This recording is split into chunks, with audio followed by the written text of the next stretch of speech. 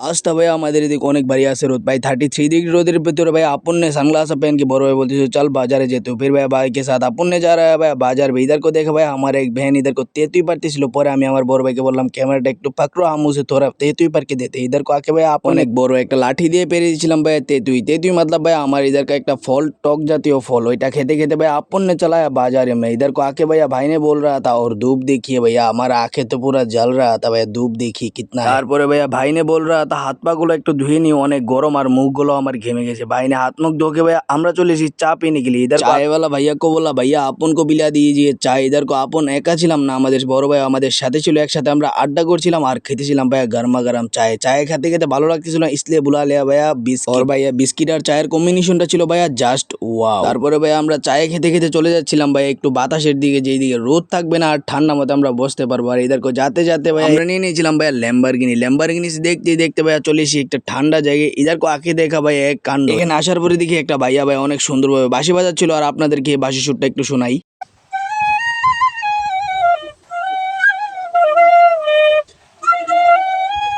ভাই নিয়ে এত সুন্দর বাঁশি বাজাচ্ছিল আর এত বাতাস ছিল এই জায়গায় এত গরমেও ভাই আমাদের অনেক ভালো লাগতেছিল आज का दिन भैया बहुत अच्छा गया और आप सभी को आज के लिए करते हैं बाय बाय।